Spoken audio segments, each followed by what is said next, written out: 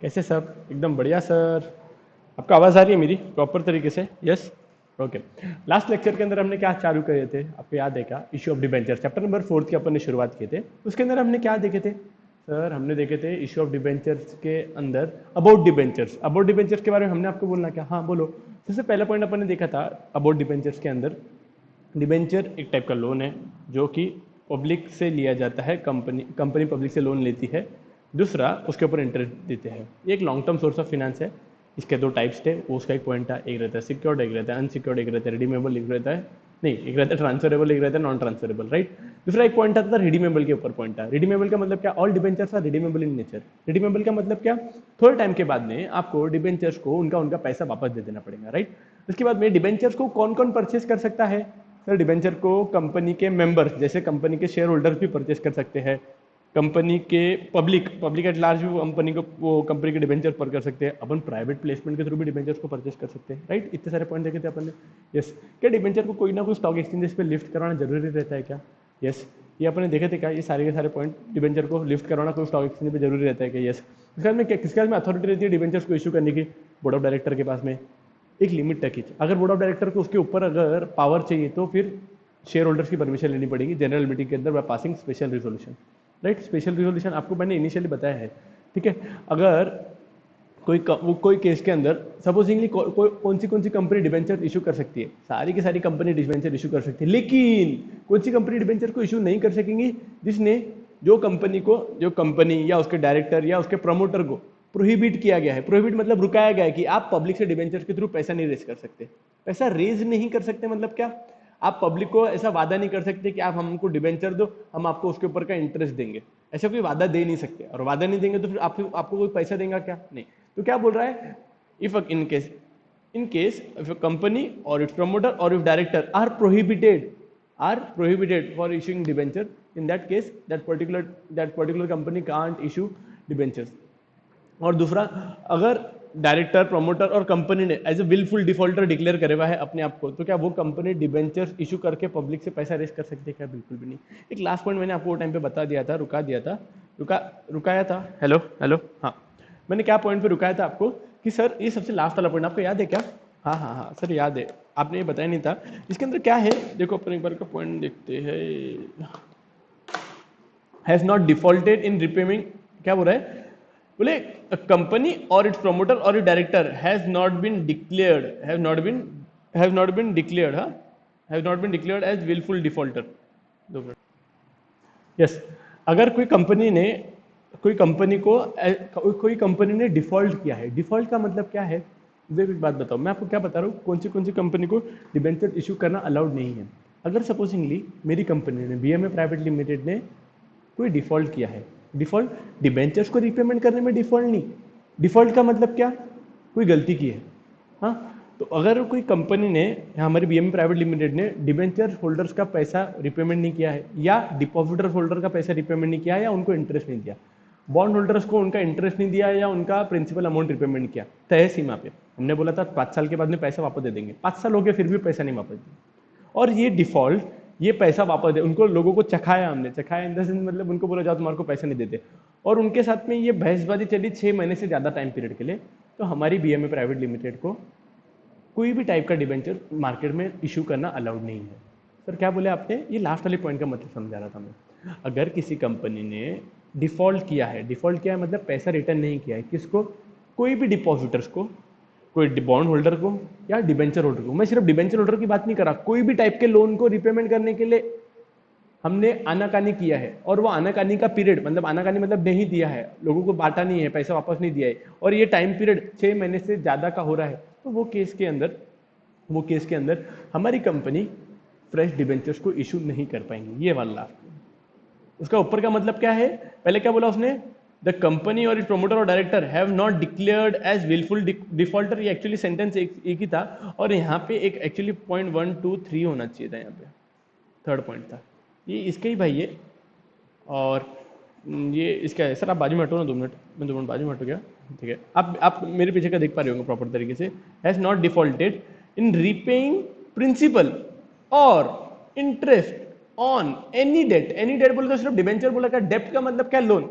Any डेप्ट security for a period more than 6 month, मतलब loan देने में आनाकानी किया या प्रिंसिपल का रिपेमेंट करने में आनाकानी दिया, सर वापस आओ, अगर लोन का रिपेमेंट करने में आनाकानी किया या प्रिंसिपल या इंटरेस्ट का रिपेमेंट देने में आनाकानी किया, तो मैं आनाकानी दोनों में, हाँ देखो यहाँ पे प्रिंसिपल भी बोले हुआ है और इंटरेस्ट भी बोले हुआ है, ठीक है, तो उसमें आनाकानी किया तो मेरी कंपनी को आगे फ्यूचर में डिबेंचर्स अलाउड नहीं रहेंगे। आपको समझा कि अपन ने क्या क्या पढ़ लिए? अपन ने पूरी के पूरे 11 पॉइंट्स अबाउट डिबेंचर्स पर। अगर सपोजिंगली मैं कल चल के आया, मैंने प्रतीक मुंडे को ऐसे उठा के पूछा कि बेटा अबाउट डिबेंचर्स के बारे में पॉइंट बोलो, तो आप कौन से पॉइंट बोलोगे? ये 11 पॉइंट। कौन से एक बार मेरे साथ में रिकॉल करते क्या? यस सर, सबसे पहले अपन डिबेंचर्स के बारे में बोलेंगे, डिबेंचर्स की डेफिनेशन। सेकंड कौन सा पॉइंट है? बोलो। सेकंड पॉइंट है हमारी company long term source of finance, company को जब लॉन्ग टर्म पीरियड के लिए पैसा चाहिए तो वो कंपनी डिबेंचर्स के थ्रू पैसा रेस करेंगी। यस। थर्ड पॉइंट के अंदर देखा था टाइप्स ऑफ डिबेंचर। टाइप्स के अंदर 2 टाइप था, एक था सिक्योर्ड, एक रहता था अनसिक्योर्ड। दूसरा टाइप्स के अंदर और कौन सा था? Convertible, non convertible. Sir convertible के अंदर भी 2 टाइप के कन्वर्टिबल देखता है, एक था फुल्ली कन्वर्टिबल, आज 100 रुपए का डिबेंचर है, उसके बदले में पूरे के पूरे इक्विटी शेयर्स उसको दे डालेंगे। दूसरा पार्टली कन्वर्टिबल। पार्टली कन्वर्टिबल का मतलब क्या? 100 रुपए का डिबेंचर था, 40 रुपए का पैसा वापस दे दिया और 60 रुपए के इक्विटी शेयर्स दे दिए, तो ये पार्टली कन्वर्टिबल हो गया। पक्का गॉट और नॉट?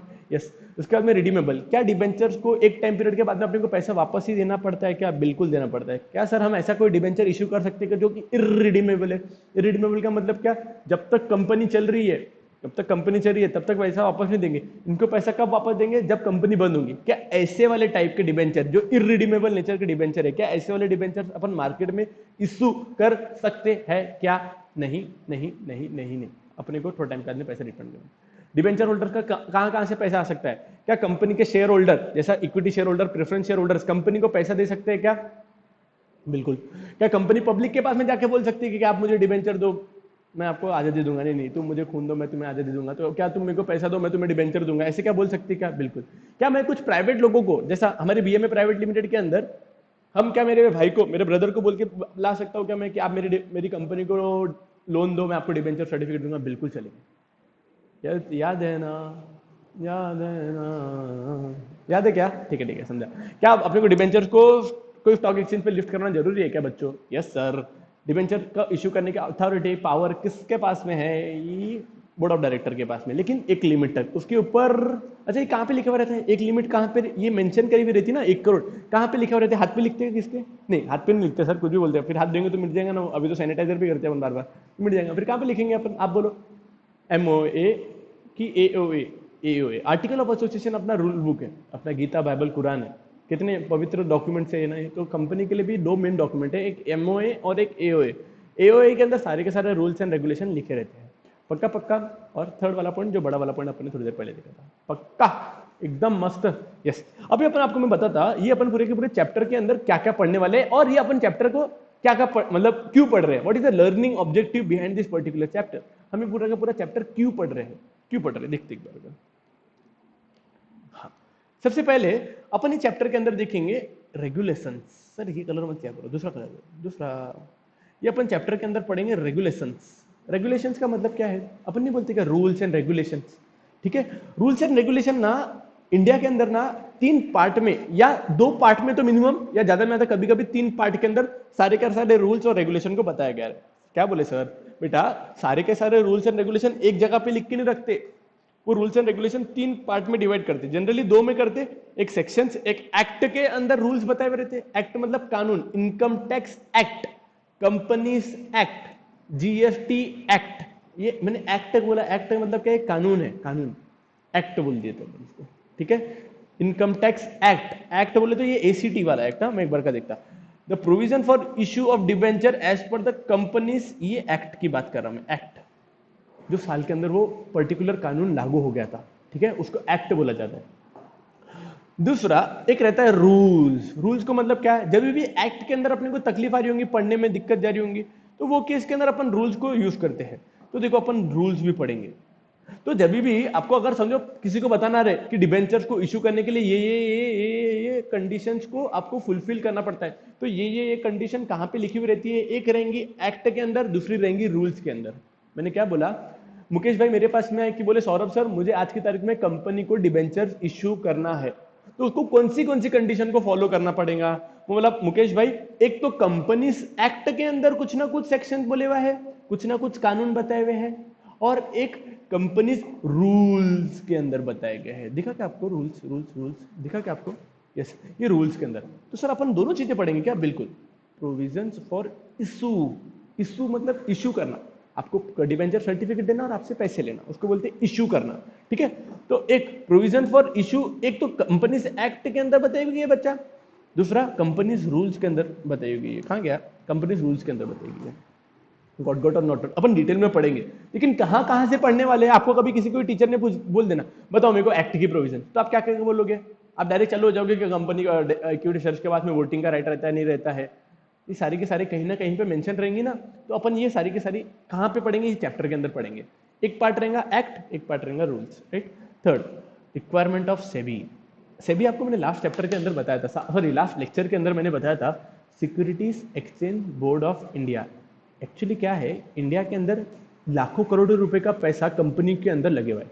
मैं डबल से बोल रहा हूँ, मुकेश अंबानी को सिर्फ अकेले एक कंपनी को 4 लाख करोड़ रुपए तो सिर्फ जियो के अंदर लगने वाले थे।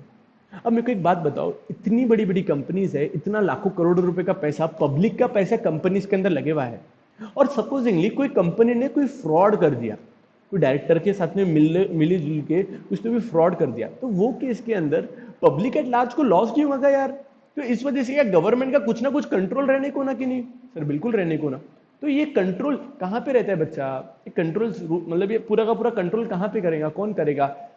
अगर वो कंपनी लिस्टेड है, अगर उसके शेयर को स्टॉक एक्सचेंजेस पे लिस्टेड है, तो उसके ऊपर सेबी बाबा, securities exchange board of India, ये प्रॉपर तरीके से कंट्रोल करेगा, कंपनीज के लिए रूल्स बनाएगा, रेगुलेशंस बनाएगा। सर ये ऊपर वाले रूल्स अलग है क्या? ये अलग है, सेबी के खुद के रूल्स रहेंगे। पक्का पक्का मैं समझा कि मैं क्या बोलना चाहता था। Securities exchange board of India खुद के रूल्स एंड रेगुलेशन भी बनाएगा, security exchange board of India खुद के रूल्स एंड रेगुलेशन भी बनाएगा, और कंपनी को कंपनीज एक्ट के प्रावधान को भी फॉलो करना पड़ेगा, और कंपनीज रूल्स के भी कंपनीज रूल्स 2014 के भी रूल्स को फॉलो करना पड़ेगा। पक्का पक्का समझा क्या मैं अपन क्या पढ़ने वाले? अपन ये तीनों तीनों पढ़ेंगे। हाँ, तीनों बहुत इंपॉर्टेंट है। सर ये दिखने से कितना गंदे लग रहे हैं, और ये आपने तो एकदम नाम ही उड़ा डाला। क्या पढ़े? एक बार नाम पढ़ दे अपन, क्या बोल रहे हो? The provision for issue of debenture as per companies, यहां से ब्रैकेट को छोड़ो, companies rules 2014, provision for issue of debenture, provision for issue debenture को इश्यू करने एज पर रूल्स 2014, कहां पे मेंशन कर दिए? Share capital and debentures. मतलब क्या बोल रहे हो एक्चुअली? क्या रूल्स ना, डिविडेंड के लिए स्पेशल रूल है, इंटरेस्ट देने के लिए स्पेशल रूल है, कंपनी को डिपॉजिट एक्सेप्ट करने के तो उसके लिए अलग से रूल्स एंड रेगुलेशंस है, कंपनी को अगर डिवेंचर्स के थ्रू पैसा रेस करने का है तो उसके लिए अलग अलग रूल्स है, कंपनी को शेयर कैपिटल के थ्रू रेस करने का है तो उसके लिए अलग अलग रूल्स है। तो बोले एक कॉमन रूल बनाया हुआ है शेयर कैपिटल के लिए और डिवेंचर्स के लिए, है ना? तो अपन ये पढ़ेंगे इसके अंदर। पक्का पक्का आपको समझ रहा कि अपन क्या क्या पढ़ने वाले हैं?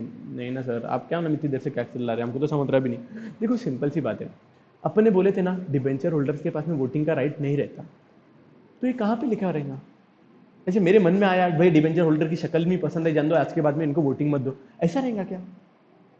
सोचो, हम बोर्ड ऑफ डायरेक्टर को एक लिमिट तक ही बोल दिया कि आप एक लिमिट तक ही डिबेंचर्स को डिबेंचर इशू कर सकते हो, उसके बाद में शेयर होल्डर के पास में पावर रहेगा, और वो स्पेशल रिजोल्यूशन के थ्रू पावर को चेंज करा सकते हैं। ये कहाँ ना कहीं पे कोई ना कोई सेक्शन अपने को बोलता होगा, बोल के अपन कर रहे हैं ना।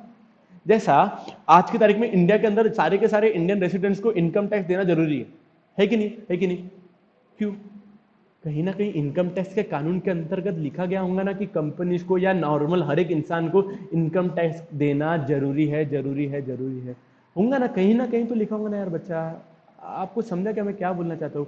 वैसे ही कंपनी को डिबेंचर ये अलाउड है, वो अलाउड नहीं है, वो अलाउड है, वो अलाउड नहीं है, वोटिंग वाले डिबेंचर इशू नहीं कर सकते, रिडीमेबल डिबेंचर ही हमेशा इशू करने पड़ेंगे, ऐसे डिबेंचर जो कन्वर्ट हो जाते हैं उसको कन्वर्टेबल बोलेंगे। ये कहाँ पे मेंशन किया रहेगा? ये पूरा का पूरा यहाँ पे। ये मैंने तो आपको पहले बताने के लिए बता दिया, लेकिन ये कहां से बताया था? ये सारे के सारे प्रोविजन ना ये यहां से आए हुए। ये गंगा की गंगोत्री, गंगोत्री का मतलब क्या होता है? जहां से गंगा निर्मित हुई है। तो ये सारे के सारे रूल्स एंड रेगुलेशन कहां कहां से आ सकते, कहां से आते हैं? एक यहां से आते हैं, कंपनीज एक्ट में से आते हैं, दूसरा कंपनीज रूल्स में से आते हैं। और अगर इन्होंने कुछ ना कुछ काट कसर छोड़ दिया, ये देखो ये वाले है ना, ये दोनों कौन सी कंपनी को अप्लीकेबल होते हैं? एक अगर कोई प्राइवेट कंपनी है तो उनको अप्लीकेबल होंगे, कोई पब्लिक कंपनी है तो उनको अप्लीकेबल होंगे। लेकिन सॉरी, ये प्राइवेट और पब्लिक दोनों को अप्लीकेबल होते हैं, और उसके अंदर भी ये वाले सारे के सारे प्रोविजंस, चाहे वो कंपनी लिस्टेड अगर होंगी ना, लिस्टेड, तो उसको ये सारे के सारे रूल्स फॉलो करने पड़ेंगे अगर वो लिस्टेड है तो। लिस्टेड है तो ये एक, ये सर कितना गंदा कर दिया आपने, मैं डबल से बोलता। अगर कंपनी लिस्टेड है ना तो उसको सारे के सारे रूल्स एंड रेगुलेशन ये पूरे के पूरे फॉलो करने पड़ेंगे। लेकिन अगर वो कंपनी अनलिस्टेड कंपनी तो उसको सिर्फ ये दो ही फॉलो करने पड़ेंगे, कौन से, एक या दो। आई होप आपको समझा होगा मैं क्यों इतना चिल्ला चिल्ला के बोल रहा। पक्का, एकदम सिंपल सा लॉजिक। कंपनी लिस्टेड है तो सारे के सारे तीनों के सेक्शन, तीनों के तीनों रूल्स एंड रेगुलेशन को समझना पड़ेगा। कंपनी लिस्टेड नहीं है, कंपनी अनलिस्टेड कंपनी है। अनलिस्टेड कंपनी का मतलब उसकी कोई भी टाइप की सिक्योरिटी कोई स्टॉक एक्सचेंज पे लिस्टेड नहीं है, तो वो केस के अंदर उनको सिर्फ एक और ये दो, इस दोनों चीजों का ही फॉलो करना पड़ेगा, पालन करना पड़ेगा। समझा कि नहीं सर? और क्या पढ़ने वाले, ये हो गया regulation for issue of debenture. क्या हो गया आपको, दिखा कि नहीं दिखा? आई थिंक नहीं दिखाऊंगा। ये हो गया एक issue of debenture, issue of debenture के केस के अंदर रेगुलेशन। अब इसके बाद में अपन और एक चीज पढ़ेंगे, फिर हटाओ इसको, अपन और एक चीज पढ़ेंगे। What is the procedure for issue, what is the procedure for issue of debenture, क्या तरीका, क्या प्रोसीजर, क्या मेथड फॉलो करनी पड़ेगी डिबेंचर्स को बांटने का है तो। पक्का, जैसा हर कंपनी को प्रोस्पेक्टस मार्केट में बांटना पड़ेगा, प्रोस्पेक्टस को बांटने के बाद में डिबेंचर ट्रस्टीज को अपॉइंट करना पड़ेगा, डिबेंचर ट्रस्टीज के साथ में एग्रीमेंट करना पड़ेगा। डिबेंचर ट्रस्टीज का पैसा है तो उनको डिबेंचर सर्टिफिकेट देना पड़ेगा। डिबेंचर सर्टिफिकेट को इशू करने के बाद में हर साल उनको टाइम टू टाइम इंटरेस्ट देना पड़ेगा, टाइम होने के बाद में उनका पैसा वापस देना पड़ेगा। ये पूरी की पूरी प्रोसीजर अपन ये पार्ट करना पड़ेगा। सर समझ क्या, procedure for issue of debenture. Sir इधर भी था इशू, बोले रेगुलेशन क्या है, मतलब क्या बोल रहा है वो, अगर आपको इशू करने के तो ये कानूनों का फॉलो करना पड़ेगा और ये प्रोसीजर का फॉलो करना पड़ेगा। पक्का पक्का। आपको मैं क्यों इतना इन डेप्थ बताता, पता है? एक ही रीजन है कि आपको उसके पीछे का लॉजिक समझना चाहिए कि साला अपन पढ़ क्यों रहे हैं। नहीं तो ऐसा नहीं हो जाए बस पढ़ने का बोले तो पढ़ने का, सर आपका लेक्चर खत्म करो हमको बाहर दूसरे काम है, ऐसा वाला लॉजिक नहीं होना अपने को ना, कि भाई हाँ ये प्रोसीजर इसलिए डाली गई क्योंकि अगर कोई कंपनी को डिबेंचर को इशू करने का है तो ये प्रोसीजर से फॉलो करेगा। आपको एक बात बताऊं, हम फीस क्यों कमाते हैं, मतलब एक क्लाइंट को, अभी चार्टर्ड अकाउंटेंट्स को लोग फीस क्यों देते हैं, क्यों देते हैं? बिकॉज हमको कानून का नॉलेज है, इनकम टैक्स क्या बोलता है हमको पता है, जीएसटी क्या बोलता है हमको पता है, उसका सेक्शंस पता है, कंपनी उसका एक्ट पता है, जीएसटी पूरा का पूरा एक्ट पता है, इनकम टैक्स पूरा का पूरा एक्ट पता है, उसके अंदर रूल्स एंड रेगुलेशन क्या अलाउड है क्या डिसअलाउड है, उसकी चार्जेस लेते हैं। तो आगे आगे अंदर अगर आप सीए अगर आप चूज कर रहे हैं, करिकुलर मतलब आपका फ्यूचर आप सीए के अंदर देख रहे हो, तो आपको इसी वे में पढ़ना पड़ेगा, क्यों डाल रहे हैं क्यों नहीं डाल रहे हैं, ये सारे के सारी चीजें अपने माइंड के अंदर क्लियर होनी। पक्का पक्का। ये इतने टफ मैं बोल रहा हूँ लेकिन इतनी टफ रहती नहीं है। जैसे मैं आपको और मेरे को जैसे पॉइंट लगते हैं ना, वही के वही पूरे के पूरे पॉइंट इसके अंदर रहते हैं। ठीक है, मेरे को ऐसे क्यों लग रहा है मेरी आवाज नहीं आ रही है? हेलो, आवाज आ रही है क्या? एक तो क्या है, इसमें प्रॉब्लम जाती है, समझ में आता नहीं कि आवाज आ रही कि नहीं आ रही। ठीक है, नेवरदलेस आई थिंक आ रही होंगी, वो मेरा माइक तो ऐसे ऐसे कर रहा है, क्या पता, दो मिनट एक बार देख लूंगा मैं।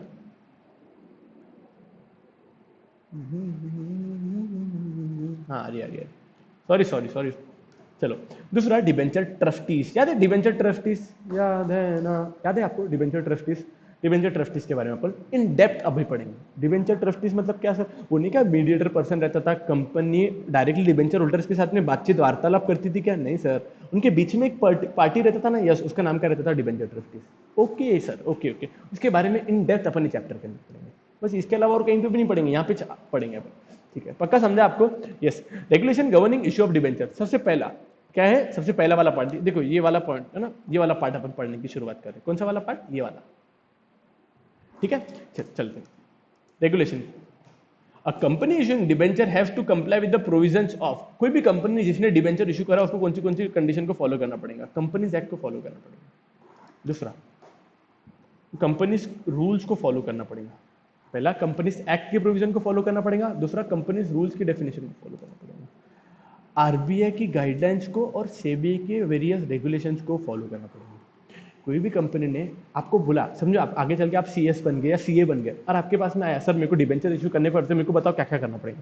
उसको बोलेंगे सर आपको कंपनीज एक्ट फॉलो करना पड़ेगा। सर आप बहुत गंदा कर देते हो, आपको कंपनीज एक्ट फॉलो करना पड़ेगा, आपको कंपनीज के रूल्स फॉलो करने पड़ेंगे, सेबी के वेरियस रेगुलेशन और आरबीआई के वेरियस रेगुलेशन फॉलो करने पड़ेंगे। ये समझ में आया sir? Companies act, because company है तो कंपनीज एक्ट तो फॉलो करना ही पड़ेगा।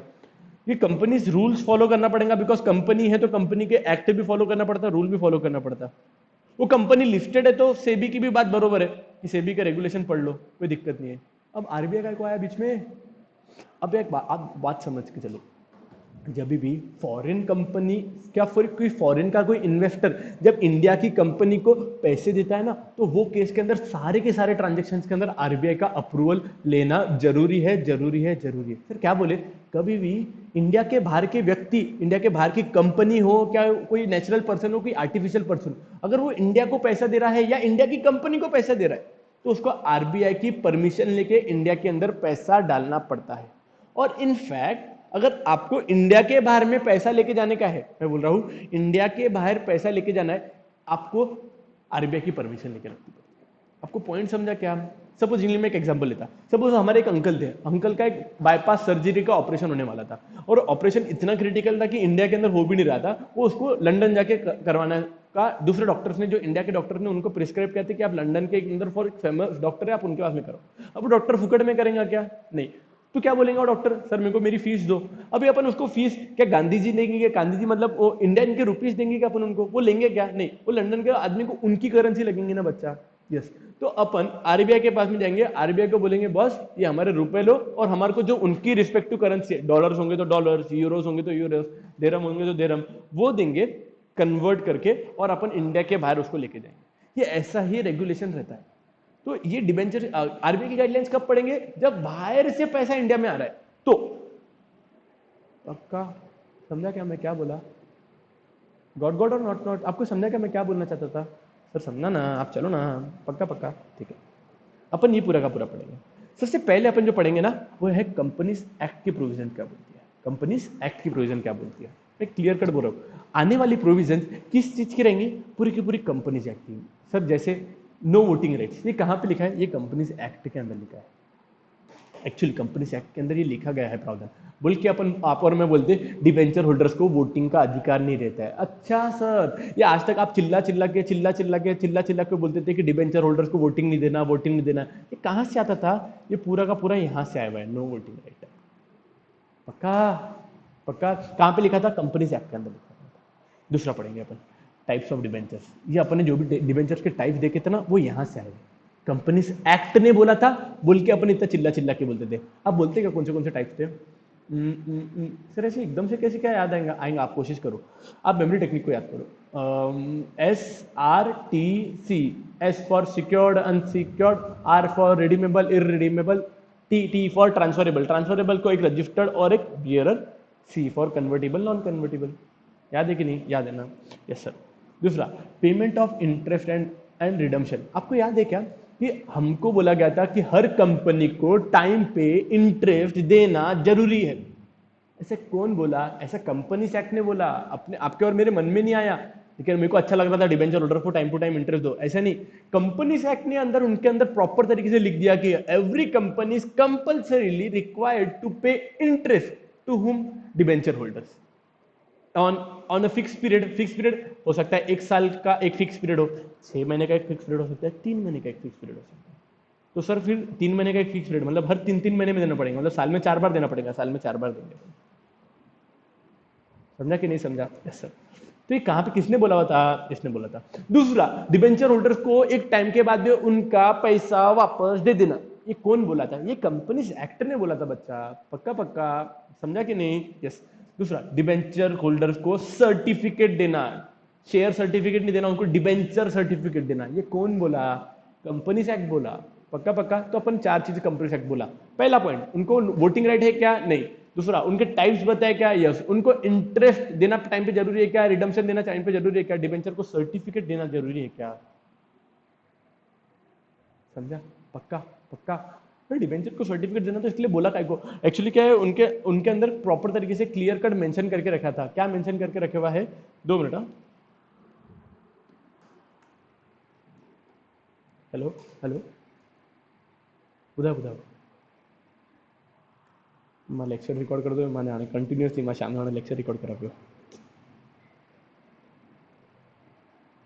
मैं तव्हांजो फाइनल कर दूँ ऐं डायरेक्टली तव्हांखे कल या परसों घुरी कंदुमि, क्योंकि लास्ट मुंहिंजो एक रिटर्न पेंडिंग है, मां हुनजी चालान भरजंदि, तव्हांखे अमाउंट मैसेज कर दूंगी।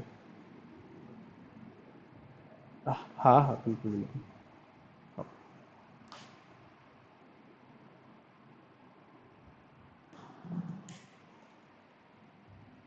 अब आपको आपको ठीक है, जो भी, आप, मेरा एक कॉल आया था, छोड़ो। मेरे को लगा मैंने उसको पॉज किया, लेकिन वो पॉज हुआ ही नहीं शायद। ठीक है, मैं कहाँ पे था? डिबेंचर सर्टिफिकेट इशू करना पड़ता है। कौन बोला था डिबेंचर सर्टिफिकेट ने बोला था? पक्का पक्का। Create debenture redemption reserve. Sir ये कुछ नवा दिख रहा। डिबेंचर रिडम्पशन रिजर्व, प्यार से हम बोलते हैं उसको DRR। हर कंपनी को डिबेंचर रिडम्पशन रिजर्व बनाना अनिवार्य है, जरूरी है, बहुत महत्वपूर्ण है। क्या है सर DRR? जब आएंगे ना तब आपको बताऊंगा।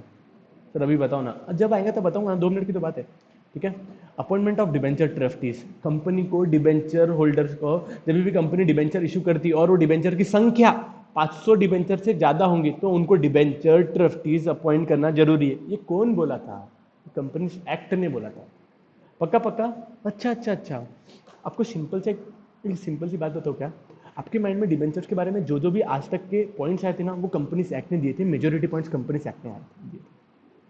पक्का पक्का। तो सारे के सारे मेजर पॉइंट्स कंपनीज एक्ट ने बताए थे अपने। समझा कि नहीं समझा? तो एक बार मन में रिकॉल करने के कौन से पॉइंट है? डिबेंचर होल्डर्स को वोटिंग राइट नहीं मिलती, डिबेंचर होल्डर्स को इंटरेस्ट और रिडम्पशन देना पड़ता है टाइम पे, उनको डिबेंचर सर्टिफिकेट देना पड़ता है, डिबेंचर ट्रस्टीज को अपॉइंट करना पड़ता है, डिबेंचर रिडम्पशन रिजर्व कुछ बनाना पड़ता है, और डिबेंचर्स के टाइप, ये सारे के सारे कंपनीज एक्ट है। लास्ट के 3 पॉइंट और बाकी। हर कंपनी को डिबेंचर ट्रस्टीज के पास में एक पावर है कि वो NCLT को अप्रोच कर सकता है। आपको याद है कि मैंने एक पॉइंट छेड़ा था? कौन सा पॉइंट छेड़ा था? सर अगर कोई कंपनी ने डिबेंचर को इशू किया और बीच में को रहता है डिबेंचर ट्रस्टीज, रहता है कि नहीं रहता है? अरे बोलो रे, रहता है कि नहीं रहता है? बिल्कुल रहता है सर। और डिबेंचर ट्रस्टीज, मैंने क्या बोला? कंपनी के और डिबेंचर होल्डर्स के बीच में डिबेंचर ट्रस्टीज रहता है कि नहीं रहता है? बोले भाई ना मैंने। yes, sir। अब ये डिबेंचर ट्रस्टी ने कोई फ्रॉड किया तो डिबेंचर, या ऐसा मैंने बोला था, अगर कंपनी के जो डायरेक्टर्स है वो डिबेंचर होल्डर्स को टाइम टू टाइम इंटरेस्ट नहीं दे रहे और अपना डिबेंचर होल्डर बेचारा, डिबेंचर ट्रस्टी बेचारा बहुत गरीब है, ये कंपनी के अगेंस्ट कुछ करता भी नहीं, वो बेचारा उनके पास में जाता है कि हमारे डिबेंचर होल्डर्स का पैसा बेचारो दे दो, हमारे डिबेंचर होल्डर्स का इंटरेस्ट दे दो टाइम पे, उनका रिपेमेंट आने का टाइम हो गया, प्लीज उनका पैसा दे दो, बस प्लीज प्लीज बोल के रखता है, उनको और कुछ करता ही नहीं है। तो क्या डिबेंचर ट्रस्टीज के पास में एक पावर था क्या? वो कंपनी का जो कोटा NCLT, national company law tribunal, उसके पास में जाके कंप्लेन कर सकता है? ऐसे कुछ पॉइंट देखे थे क्या अपन ने? हाँ हाँ हाँ सर, देखे थे हमने। आपको याद है क्या? सच्ची में बोलो, ऐसा फालतू का नहीं बोलने का, सच्ची बोलो, आपको याद है क्या? नहीं याद? अब मैंने बोला नहीं था क्या? कंपनी के केस के अंदर अगर कोई कंपनी ने डिफॉल्ट किया है, किस चीज का डिफॉल्ट किया है? डिबेंचर होल्डर्स को इंटरेस्ट टाइम पे नहीं दे रहे, तो डिबेंचर ट्रस्टीज NCLT के पास में, जो कंपनी का कोर्ट रहता है उसके पास में, कंपनी के अगेंस्ट कंप्लेंट फाइल कर सकता है। मैंने बोला था आपको। यस। ये उसके पास में अधिकार कहां से आया था? ये कंपनीज एक्ट ने उसको अधिकार दिया था। समझा क्या? समझा क्या? समझा। इम्पोज रिस्ट्रिक्शन, ये भी एक पॉइंट है। डिबेंचर ट्रस्टीज के पास में और एक पॉइंट आता है, जब वो आएंगे ना पॉइंट बताऊंगा, कि NCLT को और एक बार वो रिक्वेस्ट कर सकता है कि कंपनी को समझाओ ये रिकामे काम करी कंपनी। रिकामे काम मतलब क्या? हमारी बात, कोई एक पर्टिकुलर चीज गलत कर रही है उसके बारे में बोल सकता है। पक्का पक्का। Yes. Punishment for contravention of provisions of this act. क्या बोल रहा है? Punishment for contravention of provision of the companies act. अगर कोई कंपनी ने कंपनीज एक्ट की प्रोविजन का उल्लंघन किया तो क्या होगा? आप बताओ क्या होगा? फाइन लगेगा, फाइन लगेगा, फाइन लगेगा, ये होगा। क्या होगा अगर कोई कंपनीज एक्ट की प्रोविजंस को कोई कंपनी ने फॉलो नहीं किया? जैसा कंपनीज एक्ट बोलता था डिबेंचर होल्डर्स को वोटिंग का अधिकार नहीं दिया, हमने वोटिंग वाले डिबेंचर इशू पास कर दिया। दूसरा, हमारी कंपनी एक्ट बोलता था कि टाइम टू टाइम इंटरेस्ट देना, हमने 4 साल हो गए इंटरेस्ट ही नहीं दिया, हमने 4 साल हो गए इंटरेस्ट ही नहीं दिया, तो हमारी कंपनी से हमारी कंपनी को पेनल्टी देनी पड़ेगी। इन सीवियर केसेस हमारे जो डायरेक्टर है ना, उनको जेल में भी जाना पड़ेगा। या हमारे हमारे हमने बहुत बड़ा गुनाह कर दिया। 8 साल का डिबेंचर इशू करा था, 8 साल तक एक भी डिबेंचर होल्डर्स को इंटरेस्ट नहीं दिया था, एक बेचारा मांगने आया था, उसको मार मार के घर पे भेज दिया। दूसरा, डिबेंचर होल्डर जैसे टाइम पीरियड खत्म हो गया 10 साल तक, वो बोलते हमारे को इंटरेस्ट मत दो तो मत दो, लेकिन हमारे पैसे तो वापस दे दो। मतलब कौन बोला? हमने मस्त हाथ में पेट्रोल का कैटली रखा, बोला जो लेने आएगा पैसा, हम उसके आगे पे पेट्रोल लाएंगे, माचिस की गाड़ी लगाएंगे, जला देंगे सालों को। हमने इतना स्ट्रिक्ट करके रखा था। कोई भी हमारा सिक्योरिटी गार्ड इतने डेंजर रख के रखे थे, बोले हम सिर्फ पैसा हम यूज करेंगे, कोई पैसा भी वापस नहीं देंगे, इंटरेस्ट भी नहीं देंगे, कुछ भी नहीं करेंगे। अब इतना बड़ा लॉ, मतलब इतना बड़ा फ्रॉड कर दिया। तो वो केस के अंदर डिबेंचर, सॉरी, वो केस के अंदर वो कंपनी को जेल, मतलब कंपनी को नहीं, उसके डायरेक्टर को जेल में जाना पड़ेगा और उसको पेनल्टी भी देनी पड़ेगी। सर कंपनी को भी फाइन लगेगा, बिल्कुल कंपनी को भी फाइन लगेगा और रिस्पेक्टिव डायरेक्टर्स को भी फाइन लगेगा। समझा कि नहीं समझा? पक्का पक्का। ये सारा का सारा मसाला, ये सारा का सारा मसाला, सर आप बाजू नहीं हटे ना, ये 2 मिनट रुको, मैं बाजू नहीं हटा। ये सारा का सारा पूरा मसाला, ये पूरा का पूरा, पूरा का पूरा, पूरा का पूरा, पूरा का पूरा, पूरा का पूरा, पूरा का पूरा, पूरा का पूरा, पूरा पूरा, ये कहाँ पे मेंशन करे हुआ है? ये कंपनीज एक्ट के अंदर होता है। समझा कि नहीं समझा आपको? पक्का पक्का, एकदम झक क्लियर। अभी अपन अंदर तो घुसेंगे ना उसके अंदर, लेकिन आप ये पूरे के पूरे पॉइंट को, मेरी एक रिक्वेस्ट है, प्लीज़ एक बार का, प्लीज़ एक बार का देखो, अच्छे से पॉइंट को देखो। मैं बाजू हट गया हो वैसे। सर पहला डिबेंचर का पास में वोटिंग राइट का अधिकार नहीं रहता। दूसरा टाइप्स ऑफ डिबेंचर बताए थे, इंटरेस्ट और रिडम्पशन टाइम पे देना पड़ता है, डिबेंचर होल्डर को सर्टिफिकेट टाइम पे देना पड़ता है, डिबेंचर रिडम्पशन रिजर्व, बस ये पॉइंट नहीं समझा, ऐसा देना पड़ता है। मैं बताऊंगा आपको, अभी का सिर्फ आप देखो एक बार पूरे पॉइंट को। दूसरा डिबेंचर को अपॉइंटमेंट करना पड़ता है डिबेंचर ट्रस्टीज़ का, डिबेंचर ट्रस्टीज एनसीएलटी को कर सकते हैं, रिस्ट्रिक्शन कुछ तो भी एक पॉइंट था। और अगर कुछ सबने कुछ गलत किया तो वो केस के अंदर उनको फाइन भी लगेगा, जेल में भी जाना पड़ेगा, ऐसे कुछ दिक्कत होती है। यस, अपन इन डेप्थ इसके अंदर अभी ये पूरे पूरे टॉपिक को अपन इन डेप्थ में पढ़ते हैं। पढ़ना क्या अपन पहला वाला पॉइंट पढ़ना। यस, अभी अपन उसकी सारी की सारी प्रोविजन को इन डेप्थ में पढ़ेंगे। सबसे पहला point, following are the provision of companies act which a company has to comply. Comply मतलब फॉलो करना पड़ेगा व्हाइल इशूइंग डिबेंचर्स। पहला, डिबेंचर होल्डर्स को वोटिंग राइट नहीं देना पड़ेगा। जैसा कंपनी कभी भी डिबेंचर होल्डर्स, ये आदमी इतने सारे लोग क्या इंडिकेट करते हैं, ये डिबेंचर्स को इंडिकेट करते हैं। तो अपने पूरी की पूरी ये चैप्टर के अंदर जब भी ऐसी इमेज आई तो आपको क्या समझना पड़ेगा कि ये डिबेंचर होल्डर्स है। अरे ये डिबेंचर होल्डर्स है, ऐसा आपको मानना पड़ेगा। ठीक है, मैंने ऐसे उसको इंडिकेशन दिया है। इनको क्या वोटिंग का अधिकार मिलेगा क्या? नहीं। तो पहला पॉइंट पढ़ते हैं। अरे यार, पहला point, a company cannot issue debenture with voting right. Okay, the debenture holders are the creditor of the company, so they do not have any voting right except the matter affecting their interest. Sir ये कहीं तो भी पढ़े हुए हैं, बोले वैसे तो डिबेंचर होल्डर के पास में वोटिंग का अधिकार नहीं रहेगा, लेकिन अगर डिबेंचर होल्डर्स का राइट अफेक्ट हो रहा है तो वो केस के अंदर उनका वोटिंग करवाएंगे अपन, उनका मतलब उनके पास में वोटिंग का अधिकार आ जाएगा। सर उनका राइट कब अफेक्ट होता है? हमारी कंपनी की हालत खस्ता है बहुत, कोविड के सिचुएशन की वजह से हमारे पास में सफिशिएंट प्रॉफिट ही नहीं है, तो प्रॉफिट नहीं है तो हम इंटरेस्ट भी नहीं बांट पा रहे। हमने डिबेंचर होल्डर्स को एक चीज़ का रिक्वेस्ट किया, मतलब बॉस अगर आप अपने आपका 15% का इंटरेस्ट का रेट को कम करके 8% पे नहीं लेके आए ना तो हमारी कंपनी को बंद करना पड़ेगा।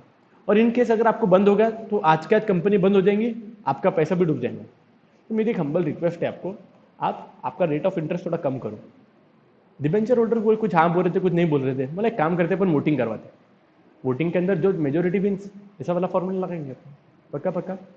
डिबेंचर होल्डर्स के पास में वैसे वोटिंग का अधिकार है क्या बच्चों? नहीं, लेकिन अगर उनके पास में वोटिंग का अधिकार आ जाएगा कब? अगर उनका राइट अफेक्ट हो रहा है, अगर उनका इंटरेस्ट अफेक्ट हो रहा है। पक्का। सर दूसरा कोई पॉइंट बोलो। आपको याद है मैंने बोला था अपन अपने एक प्लांट और मशीनरी जिसकी 10 लाख की कीमत थी वो मॉर्गेज करवाई थी डिबेंचर होल्डर्स के पास में, गिरवी रखी थी डिबेंचर होल्डर्स के पास में। हाँ बोले थे आपने, उसका क्या? आज उसकी वो मशीन ना बहुत मूल्यवान हो गई है, बहुत बहुत इंपॉर्टेंट मशीन हो गई। आज वैसी मशीन कोई मार्केट के अंदर अवेलेबल ही नहीं है। आज वो मशीन की अगर कीमत एक्चुअल वैल्यू देखेंगे ना, इसकी 40 लाख कीमत हो गई है। तो बहुत स्पेशल टाइप की मशीन हो गई वो, इसकी वैसे कंपेटेबल की मशीन बना ही नहीं पा रहा है, लोग कर करके थक गए। अब इसकी डिमांड बढ़ गई तो प्राइस भी बढ़ने चालू हो गई। हमने डिबेंचर होल्डर्स को बोला, मतलब बॉस अब एक काम मानो, आप ये मशीनरी को चार्ज छोड़ो, हम अब इसके बदले में आपको कोई दूसरी मशीनरी को चार्ज क्रिएट कर देंगे। अब उनकी मशीनरी का चार्ज अगर उनको छोड़ने का है तो अभी परमिशन किसकी लेंगे? बिकॉज ये मशीनरी के ऊपर मॉर्गेज किसने कर, ये मशीनरी का मॉर्गेज किसके मतलब ये मशीनरी के ऊपर किसका मॉर्गेज है भाई? किसके पास में गिरवी रखी हुई है हमने ये मशीनरी? डिबेंचर होल्डर्स के पास में। तो अब अगर उनका मॉर्गेज हटा दिए तो डिबेंचर होल्डर के साथ में कभी कभी नाइंसाफी हो गई। अगर हमने इनको बेचारों क्या बोला, बोला अभी का छोड़ो, हम तुम्हारे को दूसरी मशीनरी का के कागजात गिरवी रखते हैं। बोले ठीक है, भरोसा किया था उन्होंने हम पे, हम चालू निकल गए, हमने वो मशीनरी भी निकाल दिया, इसको भी बेच दिया, कोई दूसरी मशीनरी भी उनके पास में गिरवी नहीं रखी। ऐसे किया हमने, मस्ती किया। तो वो केस के अंदर अब उनका राइट अफेक्ट हो रहा था, तो वो केस के अंदर हमने डिबेंचर की परमिशन लेना जरूरी है। पक्का पक्का समझा क्या? ऐसे डिबेंचर होल्डर के हाथ में राइट है क्या? नहीं ना सर, समझ गया ना अभी आप, चलो ना। यस सर, लेकिन उनको वोटिंग का अधिकार मिलता क्या? Yes sir. कब मिलता है? जब उनका राइट अफेक्ट हो। अरे चलो, हाँ चलो चले, टाइप ऑफ डिबेंचर कौन सा है, सिक्योर्ड रहता है, अनसिक्योर्ड रहता है। सिक्योर्ड का मतलब, अब मैं वो वापस वापस वो एनिमेशन नहीं लाने वाला। सिक्योर्ड का मतलब समझ में आ जाता है। अगर कंपनी ने अपने बिल्डिंग के कागजात डिबेंचर ट्रस्टीज के पास में गिरवी रख दिए तो वो केस के अंदर वो डिबेंचर्स को बोला जाता है सिक्योर्ड डिबेंचर। दूसरा उसका भाई, अगर कंपनी ने बिल्डिंग के कागजात गिरवी नहीं रखे तो वो केस के अंदर वो डिबेंचर्स को बोला जाएगा अनसिक्योर्ड डिबेंचर। समझा कि नहीं समझा? Yes sir. दूसरा कन्वर्टिबल फुल्ली और पार्टली, ये आपको समझाने की जरूरत है क्या? अगर इक्विटी शेयर्स के अंदर, अरे समझ गया ना हमको, आप आगे चलो। अरे मैं जो बच्चों को नहीं समझा मैं उनको बता रहा हूँ, रुको अभी आप। कोई भी कंपनी ने कोई डिबेंचर इशू करके रखे हुए हैं जो कि इक्विटी शेयर्स के अंदर कन्वर्ट होंगे तो वैसे वाले टाइप के डिबेंचर्स को बोला जाएगा कन्वर्टिबल डिबेंचर। कोई कंपनी ने डिबेंचर इशू करे जो कि कन्वर्ट नहीं होंगे तो वाले डिबेंचर्स को बोलेंगे नॉन कन्वर्टिबल डिबेंचर। समझा मैंने क्या बोला? कोई कंपनी डिबेंचर इशू करे जो कि 50% कन्वर्ट हो जाएंगे इक्विटी शेयर्स के अंदर, 50% का पैसा वापस दे देंगे, तो ये क्या बोलेंगे? Partly convertible debenture. नहीं पता था क्या आपको? बताओ, नहीं पता था क्या आपको? सब पता था सर। चलो आगे। यस सर, चलो आगे। मैं पूरा नहीं दिख रहा क्या? हाँ पूरा दिख रहा हूँ, पूरा दिख रहा हूँ। To issue convertible debenture, a special resolution is to be passed in general meeting. Very important point. मैंने आपको वो टाइम पे भी बोला था, जब भी कंपनी ऐसे वाले डिबेंचर इशू करने वाली है जो कि 5 साल के बाद में इक्विटी शेयर्स के अंदर कन्वर्ट हो जाएंगे, तो वो केस के अंदर वो वाले डिबेंचर्स के लिए अपने को इक्विटी शेयर होल्डर्स की परमिशन लगती है। वाई? आज एक क्रेडिटर ऑफ द कंपनी है, कल जल के ओनर ऑफ द कंपनी हो जाएगा। जैसा वो लोन देने वालों में से दो लोन देने का हट के वो कंपनी का मालिक बन जाएगा, तो अब देर इज कन्वर्जन, कन्वर्ट हो रहा है तो वो इक्विटी शेयर होल्डर्स का इक्विटी शेयर होल्डर बन जाएगा। कल उसको सारे के सारे पावर जो इक्विटी शेयर होल्डर्स के पास में थे वो पूरे के पूरे मिल जाएंगे। तो वैसा नहीं होना चाहिए। इस वजह से हमने इक्विटी शेयर होल्डर्स की भी परमिशन लेनी चाहिए। ये कंपनी एक्ट ने बोला, बोल के हम ऐसे फॉलो करें। पहला पॉइंट आपको समझा क्या?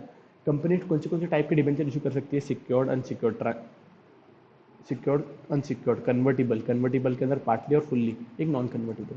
ठीक है, कोई कंपनी जब कन्वर्टिबल डिबेंचर इशू करेंगी तो उनको इक्विटी शेयर होल्डर्स से परमिशन लेनी पड़ेगी by passing special resolution in general meeting. यहाँ पे स्पेशल रिजोल्यूशन बोलेगा, मतलब 75% से ज़्यादा, 75% से ज़्यादा लोगों ने हाँ बोलना चाहिए, तभी वैसे वाले डिबेंचर्स को अपन इशू कर पाएंगे। ओके ओके, बहुत समझ में आ गया, पक्का पक्का। दूसरा, all debentures are redeemable in nature. क्या कोई कंपनी इरिडीमेबल मतलब पैसा जब कंपनी बंद होगी तब वापस देंगी, वैसे वाले डिबेंचर इशू कर सकती क्या? सर आवाज़ नहीं आ रही। नहीं नहीं नहीं, पक्का पक्का, यस पक्का। ठीक है, अपन ने 2 पॉइंट देखे, पहला नो वोटिंग राइट और दूसरा टाइप्स ऑफ डिबेंचर। ठीक है, थर्ड पॉइंट है payment of interest and redemption. मस्त पॉइंट है, सुनो। कंपनी ने इक्विटी शेयर्स इशू करे, इक्विटी शेयर्स को अपन क्या देते बच्चों? डिविडेंड देते ना, देखो डिविडेंड जा रहा है। कंपनी ने डिबेंचर होल्डर्स इशू करे, डिबेंचर होल्डर्स को क्या देंगे? इंटरेस्ट देंगे। तो वही पॉइंट है, पच का एकदम 5 पॉइंट देखते हैं अपन एक बार पढ़। अरे भाई तू नीचे जाना, ठीक है, वो नहीं जाएंगे नीचे, अपन ऊपर अपन पढ़ते एक बार उसको। A company shall redeem the debenture and pay the interest as per the terms and condition of their issue. क्या बोल रहा है? हर कंपनी ने डिबेंचर होल्डर्स को उनका इंटरेस्ट और जब उनकी मैच्योरिटी आएंगी उनका रीपेमेंट टाइम पे करना चाहिए। कोई भी कंपनी जब डिबेंचर इशू कर रही है, हर साल उनको जैसा एग्रीड है, जैसा उसका टर्म्स और कंडीशन है, उसके हिसाब से उनको इंटरेस्ट देना चाहिए और उनका रीपेमेंट करना चाहिए।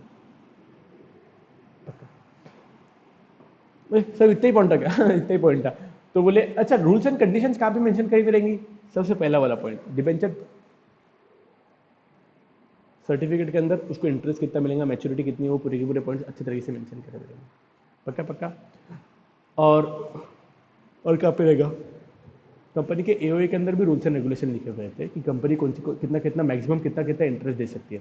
मेरा एक पॉइंट है आपके लिए, कंपनी का एओए बोलता है कोई भी हमारी कंपनी डिबेंचर इशू कर सकती है लेकिन उसके ऊपर का इंटरेस्ट 10% से ज़्यादा नहीं पे कर सकती है।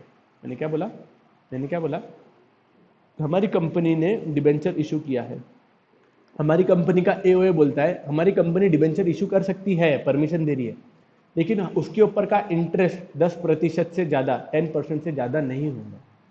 वो केस के अंदर हमारी कंपनी ने क्या करा? एक गलती हो गई हमारे बोर्ड ऑफ डायरेक्टर ने ऐसे वाले डिबेंचर इशू कर दिया जिनको रेट ऑफ इंटरेस्ट 15% का एग्रीड कर दिया, डिबेंचर सर्टिफिकेट पे भी 15% का रेट छपा के आ गया। तो वो केस के अंदर आप मुझे बताओ, क्या उनको 10% से इंटरेस्ट मिलेगा कि 15% से मिलेगा? सर ये आप कहाँ से पॉइंट लाते हैं, हमको बताओ। ये आता मेरे मन में आया पॉइंट, जैसे आप बताओ 10 से कि 15 से। एओए बोलता 10, डिबेंचर सर्टिफिकेट बोलता 15, किसकी मानेंगे? सर अभी बोले हुआ तो देना तो पड़ेगा ना 15%। मैं क्या बोला था हमेशा आपको, एक बात भूलना नहीं कभी भी, हमारे लिए हमारा एओए, हमारी गीता, बाइबल, कुरान है, सबसे हमारे मेन डॉक्यूमेंट, इंपॉर्टेंट डॉक्यूमेंट कौन से हैं? एओए। जो भी एओए के अंदर कंडीशन है उसको फॉलो करना ही पड़ेगा। सर ऊपर के 5% फिर कहाँ से लाएंगे? डिबेंचर होल्डर्स को बोलेंगे जाओ तुमको, तुम्हारे को देते नहीं। एक्चुअली क्या रहता है, डिबेंचर जो ट्रस्टीज रहता है ना, ये सारे के सारे पॉइंट को वेरीफाई करता है। कंपनी कितना एग्री कर रही है, कंपनी का एओए अलाउड करता है कि नहीं करता है, ये सारे के सारे प्रिकॉशनरी मेजर्स कौन लेता है? कंपनी का डिबेंचर ट्रस्टीज एक्चुअली लेता है। एक्चुअली बोल रहा हूँ मैं, सही में ऐसे वो लेता है प्रिकॉशनरी, सारे के सारे रूल्स एंड रेगुलेशन को खुद बैठ के चेक करता है। तो अगर सपोजिंगली कहीं अल्ट्रेशन, कहीं दोनों में मतभेद आ गए, तो डिफरेंस आ गए, तो वो केस के अंदर डिबेंचर ट्रस्टीज इशू ही नहीं करने। डिबेंचर ट्रस्टी रुकने को बोलता है, वो बोलता है देखो बॉस, या तो आप आपके आर्टिकल ऑफ एसोसिएशन को चेंज करवा दो, या आपके सारे के सारे प्रोस्पेक्टस को चेंज करवा दो, दोनों में से कोई एक करो। दोनों टाइम कंज्यूमिंग प्रोसेस है, बिकॉज आर्टिकल ऑफ एसोसिएशन ये बहुत इंपॉर्टेंट डॉक्यूमेंट रहता है। इसको चेंज करवाने के लिए वापस अपने को स्पेशल रेजोल्यूशन लगती है, किसकी? शेयर होल्डर्स की। आप पॉइंट समझो, आज मैंने कंपनी को पैसे दिए, वो क्या समझ के दिए कि कंपनी का रूल्स एंड रेगुलेशन क्या है, वो पढ़ के दिया। मैंने देख लिया था कि कंपनी के डिबेंचर इशू कर सकती है, लेकिन ज़्यादा से ज़्यादा इंटरेस्ट 10% ही दे सकती है। आज कंपनी ने 15% दिया, मेरे साथ में धोखा हुआ ना, तो उन्होंने मेरा राइट अफेक्ट हो रहा ना, तो मेरे से परमिशन लेने को ना कि नहीं लेने को ना? हाँ सर, लेने को ना। तो फिर मैं, कंपनी बोर्ड ऑफ डायरेक्टर्स क्या करते हैं, शेयर होल्डर्स की मीटिंग बुलाते और शेयर होल्डर्स की मीटिंग के अंदर एक वोटिंग करवाते। 75% से ज़्यादा अगर लोगों ने हाँ बोल दिया कि हाँ 10 का 15 कर दो, तो वो केस के अंदर 10% से बढ़ा के 15% का रेट ऑफ इंटरेस्ट हो जाएंगे। समझा? क्या समझा? नहीं समझा? हाँ समझा। पक्का पक्का। यस। मैं किधर के किधर भाग गया था? मैंने क्या बोला, हर डिबेंचर होल्डर्स को इंटरेस्ट उनके टर्म्स और कंडीशन के हिसाब से देना चाहिए। पॉइंट सिर्फ इतना ही था, लेकिन मैंने उसको आपको इन डेप्थ में बताया कि कभी ज़्यादा हुआ तो दिया तो क्या करेंगे, नहीं दिया तो क्या करेंगे, क्या होगा। पक्का पक्का। यस। 3 पॉइंट आपको समझ में आया क्या? यस। ये सर क्या पढ़ रहे हैं अपन? What are the rules, what are the regulation given in where companies act 2013। पहला क्या, वोटिंग राइट देंगे क्या? नहीं। टाइप्स ऑफ डिबेंचर्स, थर्ड वाला पॉइंट है payment of interest and its redemption. समझा कि नहीं समझा? समझा ना सर, चलो ना आगे आप। दूसरा, डिबेंचर होल्डर्स को अपन क्या देते हैं? Debenture certificate. कंपनी एक्ट बोलता है जब भी आप डिबेंचर होल्डर से पैसा लेंगे और उनको आप अलॉटमेंट देंगे, अलॉटमेंट मतलब आप उनको बता देंगे कि आप बधाई हो, हमने आपके पैसे मंजूर कर लिए हैं और आपको डिबेंचर अलॉट हो गए हैं। अलॉट मतलब उनके उनके नाम पे हो गए हैं। उनको debenture certificate, proof of loan कुछ ना कुछ देना पड़ेगा ना। ये प्रूफ ऑफ लोन 6 महीने के अंदर अंदर उनको देना पड़ेगा। मैंने क्या बोला, जब भी आपसे मैंने डिबेंचर बोल के पैसे लिया, तो आपको मेरे को कुछ ना कुछ प्रूफ ऑफ लोन देना पड़ेगा ना। ये प्रूफ ऑफ लोन 6 महीने के अंदर आपको देना पड़ेगा। ये 6 महीने कहाँ से काउंट करेंगे?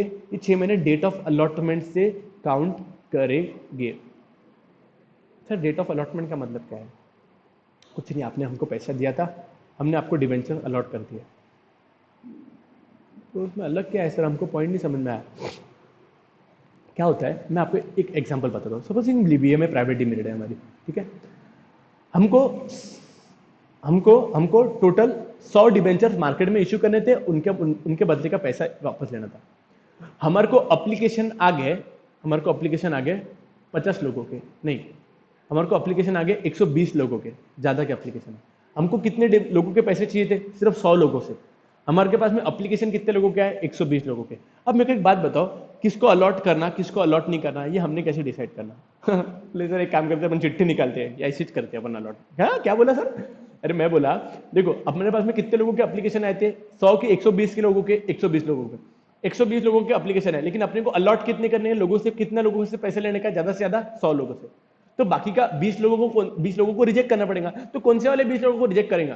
ऐसा करेंगे क्या, अक्कड़ बक्कड़ बम्बे बो 80-90 पूरे 100, जिसका आखिर में फिर हटा उसको बाद में हटाएंगे क्या? ऐसा करेंगे क्या अपन? नहीं सर, ऐसे क्यों करेंगे? फिर क्या करेंगे अपन? एक ड्रॉ ऑफ लॉट मेथड रहती है। ड्रॉ ऑफ लॉट मतलब अपन चिट्ठी निकालेंगे, जिसका उसमें नाम आया उसको बाहर निकाल दिया जाएगा, या दूसरा जिसका जिसका नाम आया उसको शेयर्स डिबेंचर्स अलॉट कर डालेंगे, उसके नाम का डिबेंचर सर्टिफिकेट बनाएंगे अपन। उसको बोलते हैं डिबेंचर्स को अलॉटमेंट देना, उनका पैसा लेना और उनको डिबेंचर्स को इश्यू करना। तो वो क्या बोल रहा है, हर कंपनी को जिसने भी डिबेंचर्स के थ्रू पैसा लिया है, उसको 6 महीने के अंदर अंदर उनका डिबेंचर के ऊपर डिबेंचर का सर्टिफिकेट 6 महीने के अंदर अंदर देना पड़ेगा। पक्का? एक बार देखते हैं अपन क्या बोल रहे हैं। हर कंपनी जब भी डिबेंचर होल्डर से पैसा आया, उनको डिबेंचर विद इन 6 मंथ उनको डिबेंचर सर्टिफिकेट देना पड़ेगा। देखो मस्त जा रहा है डिबेंचर सर्टिफिकेट। समझा कि नहीं? समझा कि नहीं? समझा कि नहीं? तो कितना मस्त जा रहा है नीचे। हाँ चल पढ़ते रहो। A company has to issue debenture certificate to the debenture holder within 6 months from the allotment of debenture। Sir एक बात बोलूं क्या? हमको एक अभी भी पॉइंट के ऊपर नहीं समझ में आ रहा। आपको तारीख वाइज समझाओ क्या? मैं आपको अच्छे तरीके से समझेगा। ठीक है, हमारी आज की तारीख है, आप तारीख समझ के चलो। हमारी तारीख है 1 जनवरी नहीं 1 अप्रैल 2020, है ना? हमने प्रोस्पेक्टस पूरे गांव में एक अफवाह फैला दी है कि हमारे को डिबेंचर चाहिए, डिबेंचर हम इशू कर रहे हैं, हमको पैसे दो, हम आपको डिबेंचर सर्टिफिकेट देंगे। हमने आखिरी तारीख रखी 30 तारीख तक, 30/4/2020 तक जो भी हमको बंदे पैसे देंगे हम उनको डिबेंचर सर्टिफिकेट अलॉट कर देंगे। 30/4/2020 तक हमारे को पैसे मिले कितने लोगों के? 120 लोगों के। ठीक है, हमने नेक्स्ट 5 दिन के अंदर डिसाइड कर लिया, 5/5/2020 को हमने डिसाइड कर दिया। क्या डिसाइड करा? 5/5/2020 5/5/2020 को हमने क्या डिसाइड किया? एक ही चीज डिसाइड कर लिया कि किसको डिबेंचर देने हैं, किसको डिबेंचर नहीं देने। ये 5/5/2020 को जिसको जिसको भी हमने डिबेंचर अलॉट कर दिए उसके नाम बता दिया। ये डेट ऑफ अलॉटमेंट हुई, ये date of receipt of money हुई। ये वाली जो डेट है ना, date of receipt of money. मैं बोल रहा यहाँ से 6 महीना गिनना, यहाँ से 6 महीने कब तक करूँगा? जून मई हो गया तो जून जुलाई अगस्त सितंबर अक्टूबर नवंबर, 5 नवंबर तक हमको डिबेंचर होल्डर को डिबेंचर सर्टिफिकेट देना जरूरी है, जरूरी है, जरूरी है। समझा क्या? मैं एक बहुत डीप में बोल रहा हूँ। क्या बोल रहा हूँ मैं? कि हर कंपनी को डिबेंचर सर्टिफिकेट इशू करना जरूरी है। कब से? From the date of allotment. ये डेट ऑफ अलॉटमेंट ही, ये तारीख को पैसे इशू हुए थे, ये वाली तारीख है ना, इस तारीख को पैसे इशू हुए थे। हमने ये केस के अंदर डिबेंचर को सर्टिफिकेट अलॉट कर दिए। सर फिर ये तारीख को डिबेंचर सर्टिफिकेट इशू क्यों नहीं करें? यहाँ पे सिर्फ हमने बताया कि आपको डिबेंचर अलॉट हो गया, डिबेंचर सर्टिफिकेट हम बाद में भेजेंगे आपको। पक्का पक्का? सर ये आखिरी तारीख है, इसके बीच में कभी भी अपन दे सकते क्या? ये टाइम से ये टाइम तक कभी भी हम दे सकते क्या? बिल्कुल दे सकते, अपने ऊपर कोई रिस्ट्रिक्शन नहीं। मैक्सिमम ज्यादा से ज्यादा ये तारीख के बाद में देंगे तो क्या होगा? अपने को फाइन लगेगी, पेनल्टी। पॉइंट नंबर 10 याद है आपको? Yes, point number 9 actually. Point समझा क्या आपको? यस, आपको पॉइंट 4 पॉइंट रिकॉल करना है क्या अपन ने? Yes, no voting right, types of debentures, payment of interest and redemption, debenture certificate. हो गया सर। अब सबसे महत्वपूर्ण पॉइंट आ रहा है, मेरे को एक पॉइंट बताओ आप। अब सपोजिंगली हमारी कंपनी है कोई ऐसे सेक्टर के अंदर, से एन एग्जांपल ऑयल और पेट्रोलियम के है और नेचुरल गैस के अंदर हमारी कंपनी ऑपरेट करती है। अब हमारी कंपनी का ना प्रॉफिट ऊपर नीचे बहुत होते रहते हैं। हमने 5 साल के लिए डिबेंचर इशू करके रखे हुए हैं, हमारे को ना एक चीज का टेंशन रहता है हमेशा, क्या हमारे को प्रॉफिट ऊपर नीचे होता है। डिबेंचर्स को जब पैसा वापस देना रहेगा वो टाइम पे अगर हमारे पास प्रॉफिट सफिशिएंट नहीं रहा तो फिर इनको रिपेमेंट कैसे करेंगे? बात तो सही है। आप बोलो आपको डिबेंचर होल्डर्स को एक थोड़ा सेफ रखने का है कि उनको वादा करने का है कि यार हम आपका टाइम पे पैसा वापस दे देंगे। बिकॉज अगर इनको टाइम पे पैसा वापस नहीं दिया ना, अपने ऊपर केस फाइल हो जाते हैं, अपने ऊपर फाइन लगता है, अपने डायरेक्टर्स को जेल में जाना पड़ता है। अब हमारे हाथ में क्या यार, ऑयल की प्राइसेस ऊपर नीचे हो रही है। कंपनीज एक्ट ने क्या बोला? जो भी कंपनी ने डिबेंचर्स को इशू किया है उसको अपने प्रॉफिट का थोड़ा सा हिस्सा निकाल के तिजोरी में रखना पड़ेगा। सेम एग्जांपल, 100 रुपए का प्रॉफिट कमाया तो 25 रुपए तिजोरी में डाल के रख डालो। ये 25 रुपए अपन कब निकालेंगे? जब डिबेंचर होल्डर्स को 5 साल के बाद में जब उनका पैसा वापस देना पड़ेगा तो ये तिजोरी से अपन पैसा निकालेंगे और डिबेंचर होल्डर्स को देंगे। और सर ये तो आइडिया एकदम मस्त है। बिकॉज क्या है, जब अपने पास में पैसा देने के लिए पैसा नहीं रहेगा, मतलब उनको डिबेंचर होल्डर्स को उनका पैसा नहीं देने के लिए रहेगा नहीं, सफिशिएंट नहीं रहेगा, तो वो केस के अंदर अपन पैसा कहां से लाएंगे? अपन हर साल का थोड़ा सा प्रॉफिट निकाल के रखेंगे। ये थोड़ा प्रॉफिट जो अपन ने निकाल के रखे हुए उसको बोला जाता है debenture redemption reserve.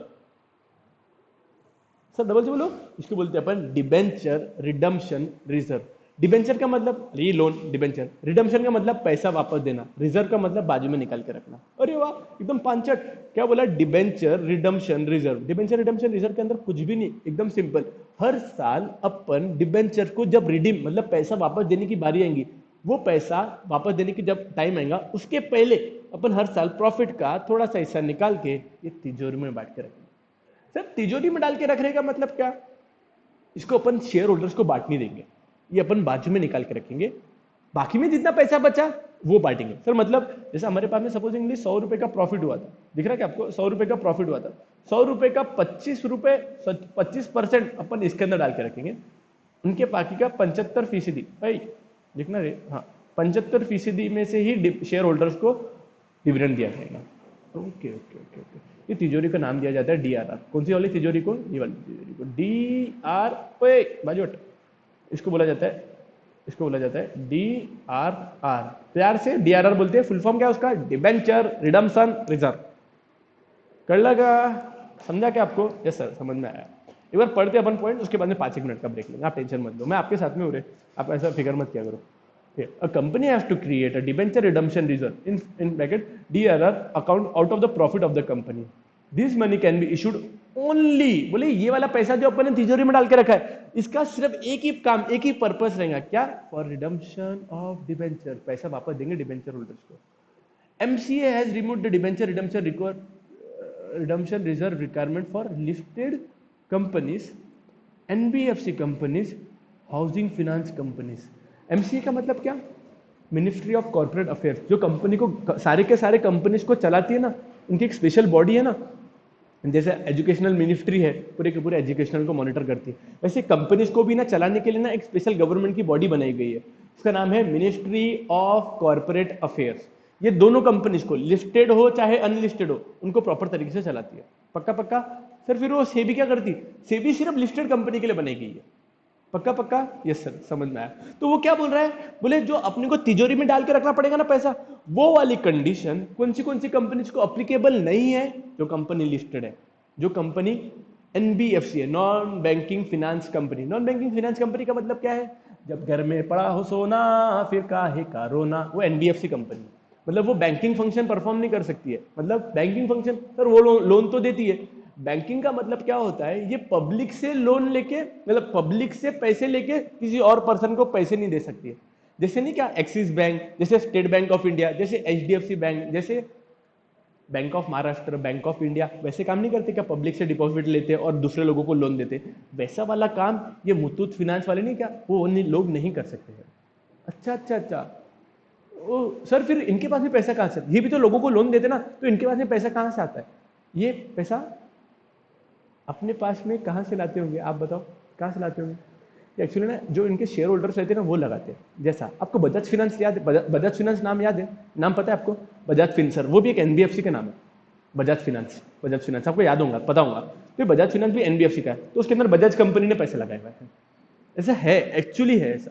Non banking finance company को वो पब्लिक से पैसा नहीं उठा सकती है, बिकॉज फिर वो बैंकिंग बन जाएंगी, बैंकिंग फाइनेंस कंपनी बनेगी।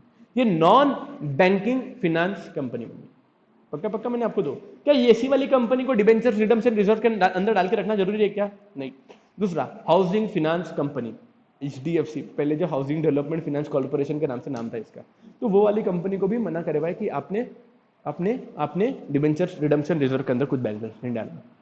आपको अलाउड है, आप कुछ भी मत डालो, आपका जब मैच्योरिटी आएंगे आप करना। सर हमारी एक क्वेरी है, हमने पूछना क्या? पूछो। सर ऊपर वाली कंपनी के अंदर बोल दिया। सर ऊपर वाली कंपनी मतलब ये 3 कंपनी को छोड़ के, रुको रुको मैं बताता कौन सी। अरे चलना यार भैया तू, ये रुको।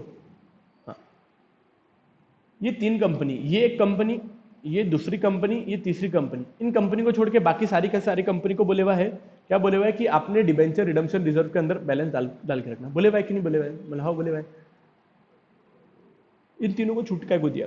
बेटा लिस्टेड कंपनी ना ऑलरेडी इतनी ज्यादा स्ट्रांग रहती है, उनको उनके पास में कैश रिजर्व बहुत अच्छा खासा रहता है, तो गवर्नमेंट को भी रिलैक्स है। क्या जान दो, इनको जबरदस्ती का प्रॉफिट बाजू में करने का नहीं बोलते, इनके पास में अच्छा खासा कैश रहता ही है, तो ये सेफ है, इनका पैसा कहीं नहीं जाएगा। तो इस वजह से कंपनी सेक्ट के अंदर उनको एक ढील दी हुई है, एक छूट दी हुई है। समझा कि नहीं समझा आपको? हाँ। दूसरा NBFC के पास में पूरे गांव को पैसे बांटते हैं, तो इनके पास में पैसे नहीं रहेंगे क्या? बिल्कुल रहेगी। दूसरा, housing finance company, housing finance, इनके पास में भी सफिशिएंट कैश रहता है, इस तरह से उनको एक छूट दी गई है कि आपने क्या नहीं करना, आपने पैसा अलग से निकाल के नहीं रखना। आपको 5 पॉइंट हुए क्या? पहली बात, डिवेंचर होल्डर्स को वोटिंग का राइट मिलता है क्या? नहीं। ये कौन बोलता था? कंपनी एक्ट बोलता था। उनका राइट अगर अफेक्ट हो रहा है तो उनको वोटिंग का राइट देंगे अपन। सेकंड पॉइंट क्या था? Types of debenture, secured, unsecured, convertible, non convertible. ठीक है। थर्ड पॉइंट, डिबेंचर्स को इंटरेस्ट देना पड़ता है और मैच्योरिटी पे, रिडम्पशन पे उनका पैसा वापस देना पड़ता है। डिबेंचर को सर्टिफिकेट देना पड़ता है 6 महीने के अंदर, और डिबेंचर रिडम्पशन यूजर क्रिएट करना पड़ता है। पक्का पक्का? यस। मैं 2 मिनट का ब्रेक लेता हूँ, आप भी 2 मिनट का ब्रेक ले लो, उसके बाद में लेक्चर को कंटिन्यू करो। हेलो बच्चों, करना शुरू वापस? यस। ये स्टोरी बताऊँ? यस। बहुत मेरे हार्ट टचिंग स्टोरी लगी मुझे वो। स्टोरी नहीं, एक्चुअल इंसिडेंट्स है। रिसेंटली औरंगाबाद में के एक न्यूज़ आर्टिकल के अंदर मैंने वो पढ़ा था। एक हस्बैंड वाइफ के घर के अंदर संडे का दिन था, काफ़ी गड़बड़ थी, शाम का समय था, काफ़ी गड़बड़ थी। हस्बैंड अपनी वाइफ को बोला है, अरे डार्लिंग चलो जल्दी से, हम पार्टी के लिए ऑलरेडी लेट हो चुके हैं। वाइफ अपने हस्बैंड को बोलती, मैं क्या करूँ, आप ही इतना लेट आए हो तो अब मेरी उसमें कोई गलती नहीं है। आप थोड़ा जल्दी आते थे ऑफिस से तो हम टाइम पे निकल पाते थे। चिंटू सभी कुछ बातें सुन रहा था, जो उनका बेटा था चिंटू, वो सारी की सारी बातें सुन रहा था उनकी, और वो तभी भी आराम आराम से काम किया जा रहा था। पापा ने चिंटू को बोला, चिंटू तुम्हें समझ में नहीं आता, तुम जल्दी से तैयार हो, हमें पार्टी के लिए बहुत लेट हो रहा है, जल्दी से रेडी हो जाओ। फिर भी चिंटू अपनी वही स्पीड के अंदर काम कर रहा था। थोड़े टाइम के बाद में सारे लोग रेडी हो गए और सब कार में बैठना शुरू हो गए। कार में जब बैठ रहे थे, हस्बैंड और वाइफ अपने आप बात कर रहे थे, चिंटू को भी आवाज दे रहे थे, लेकिन चिंटू उस दिन थोड़ा उदास था। जैसे आगे बढ़े, रास्ते में एक गुरुद्वारा लगा और चिंटू ने अपने फादर को बोला, पापा को बोला, पापा मैं जब बड़ा हो जाऊंगा ना, ये गुरुद्वारे के सामने ही अपना घर बनाऊंगा। पापा थोड़ा आश्चर्य से उन्होंने देखा, बोले बेटा हमारे पास में तो हमारा घर है ना, तो आप यहाँ पे क्यों आना? बोले नहीं पापा, मैं इसके सामने बनाऊंगा, क्योंकि इसमें हर रविवार को लंगर जरूर होता है, तो मैं इसके सामने बनाऊंगा। फादर ने पूछा, लंगर होता है तो उसका अपने से क्या मतलब? बोले पापा, बोले अपन हर संडे, आप, मैं और मम्मा कहीं ना कहीं पार्टी में जाते हैं या कोई होटल में जाते हैं। उस दिन मम्मा अपने घर में खाना नहीं बनाते और दादाजी को अपने घर से यहाँ तक पैदल आना पड़ता है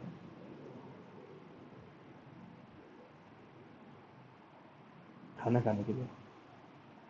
आप और मैं तो खाना खाने बाहर, आप, मैं और मम्मा तो खाना खाने बाहर चल जाते हैं, लेकिन दादाजी को वहाँ से यहाँ तक पैदल आना पड़ता है। मैं जब बड़ा हो जाऊँगा, जब मैं और मेरी वाइफ कहीं पार्टी में जाएंगे, तो आपको इतना दूर आने की ज़रूरत नहीं पड़ेंगे, आप सामने ही लंगर करके आ जाइए। 5-10 मिनट की खामोशी के बाद में पापा को सुन के, उसके चिंटू के पापा को समझ में आया कि उसका बेटा क्या कहना चाहता था।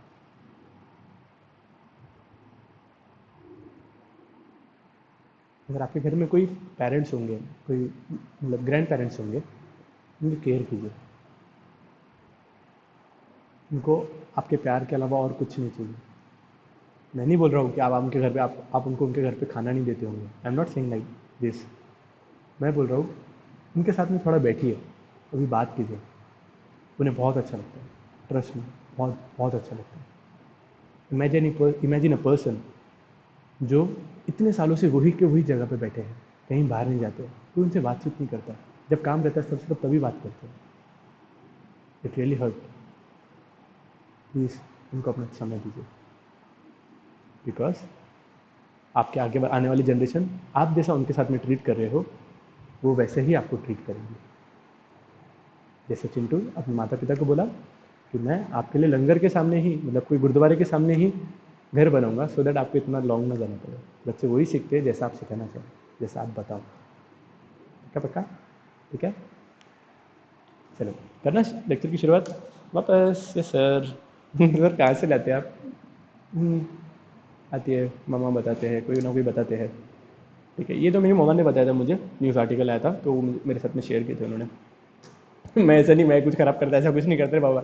मैं बहुत लव करता हूँ उनको, बहुत प्यार करता हूँ, मेरे लिए सब है वो, मम्मी पापा भाई बहन सब है मेरे लिए वो। ठीक है, तो मैं क्या बोल रहा था, अब आप एक बात बताओ, एक सिंपल सी बात बताओ, जब भी अपन डिबेंचर होल्डर से पैसा लेना चाहते हैं, तो अपने को डिबेंचर होल्डर्स के लिए अगेंस्ट में उसको प्रोस्पेक्टस बांटना पड़ेगा क्या? मतलब सर नहीं समझा ना, मैं क्या बोल रहा हूँ, सपोजिंग हमको पैसे चाहिए, क्या चाहिए? पैसे, डिबेंचर होल्डर से पैसे चाहिए, क्या चाहिए? डिबेंचर होल्डर से पैसे चाहिए।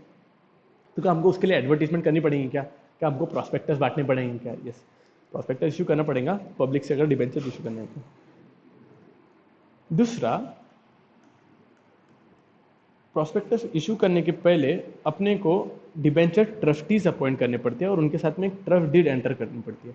ये ट्रस्ट डीड क्या इंडिकेट करती है बच्चा, पता है आपको? ये ट्रस्ट डीड ये इंडिकेट करती है कि डायरेक्टर कंपनी के जो ट्रस्टीज है उनके राइट्स और ऑब्लिगेशंस क्या है, कंपनी का ऑब्लिगेशंस क्या है, डिबेंचर होल्डर्स के पावर क्या है, डिबेंचर ट्रस्टीज के पावर क्या है। अपन ने वो चैप्टर के अंदर, चैप्टर नंबर 2 के अंदर देखा था, याद है क्या? Rules, rights and powers debenture trustees, right?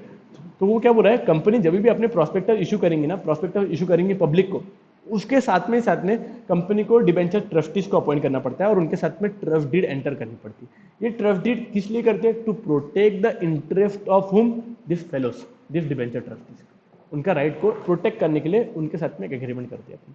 पक्का?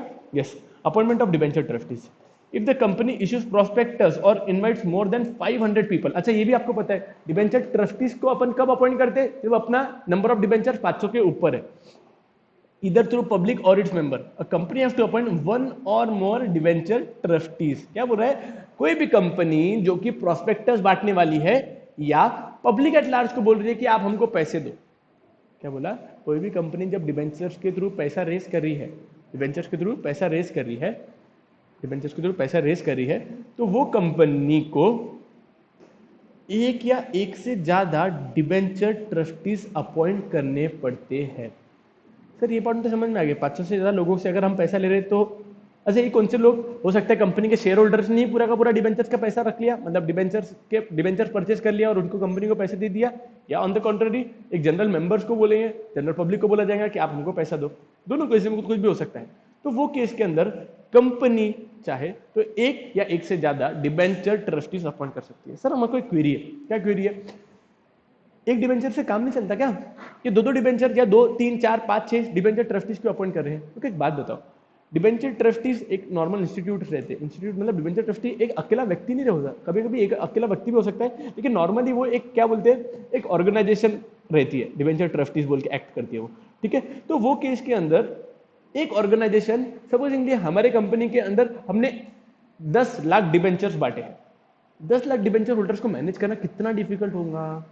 एक डिबेंचर ट्रस्टी से काम होगा क्या? नहीं। वो केस के अंदर कंपनी 2, 3, 4, 5, 6, 7, 8, 9 कितने भी डिबेंचर ट्रस्टीज को अपॉइंट करेंगे, सो दैट उनकी प्रोसेस को अच्छी तरीके से कवर किया जाए, कवर करता है। और debenture trustees protect the interest of debenture holders, पता है हमारे को sir.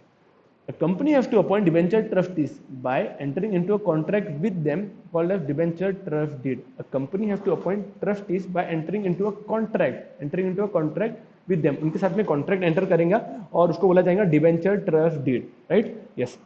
Debenture trustees they are the institution, मैंने बोला ना एक अकेला व्यक्ति या कोई इंस्टीट्यूशन भी हो सकता है, that protect the interest of debenture holders. वो डिबेंचर होल्डर्स का इंटरेस्ट को प्रोटेक्ट करता है, उनको संरक्षण करता है। पक्का? ठीक है। क्या आपको पॉइंट समझ में आया क्या? डिबेंचर ट्रस्टीज का क्या बुरा है? कोई भी कंपनी जिसने डिबेंचर इशू करे हुए हैं और जिनकी संख्या 500 या 500 से ज्यादा है, तो वो केस के अंदर वो पर्सन एक या एक से ज्यादा डिबेंचर ट्रस्टीज को अपॉइंट करेगा। इनका क्या राइट, इनका क्या रोल रहेगा? ये इंटरेस्ट प्रोटेक्ट करेंगे, किसका? डिबेंचर होल्डर्स का। पक्का? पक्का? Yes, they are the institutions. पक्का? ठीक है। उनके हाथ में एग्रीमेंट एंटर करेंगे, वो एग्रीमेंट को क्या बोला जाएगा? क्या बोला जाएगा? Debenture trust deed. अब फिर एक बात बताओ, सपोज जियो कंपनी के बोर्ड ऑफ डायरेक्टर ने डिक्लेयर कर दिया कि ये साल के अंदर हम डिबेंचर होल्डर्स को कोई भी इंटरेस्ट नहीं देंगे। क्या बोला? जियो कंपनी के बोर्ड ऑफ डायरेक्टर्स ने ये डिसाइड करा कि ये साल हम डिबेंचर होल्डर्स को इंटरेस्ट नहीं देंगे। करा सर, वैसे तो नहीं चलता, लेकिन इन्होंने कर दिया, रूल्स पास कर दिया कि हम नहीं देंगे, तो डिबेंचर होल्डर्स का राइट अफेक्ट हो रहा है। तो वो केस के अंदर डिबेंचर ट्रस्टीज बीच में आएंगे और डिबेंचर होल्डर्स का इंटरेस्ट प्रोटेक्ट करेंगे। पक्का? पक्का? वो कैसे प्रोटेक्ट करेंगे मैं आपको बताता।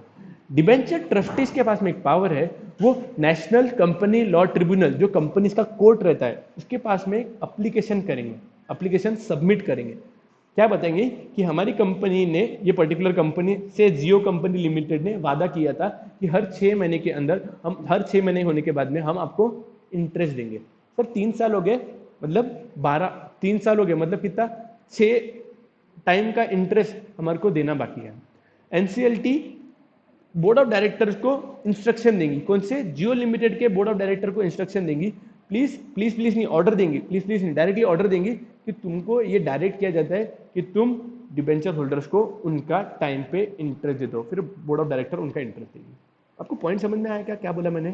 पहले वाला पेज के अंदर क्या बोला, अगर कोई कंपनी के बोर्ड ऑफ डायरेक्टर ने रिजॉल्व कर दिया, डिसाइड कर दिया कि हम हमारे डिबेंचर होल्डर्स को इंटरेस्ट नहीं देंगे नहीं देंगे नहीं देंगे, तो वो केस के अंदर उनको उनके राइट्स को प्रोटेक्ट कौन करेगा? Debenture trustees. उनके राइट को प्रोटेक्ट कौन करेगा? Debenture trustees.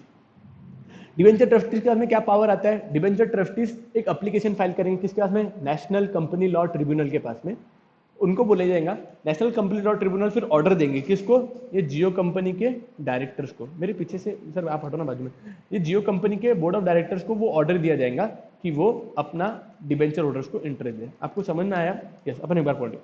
Debenture trustees can approach to NCLT. Debenture trustees have to redress the grievances. Redress the grievances मतलब solve the problems of debenture holders. Debenture trustees का main काम ही है, उन्होंने mediator इसलिए रखे हुए कि अगर उनको डिबेंचर होल्डर को कोई प्रॉब्लम है तो उनकी प्रॉब्लम का सोल्यूशन दे, वो सॉल्व द प्रॉब्लम।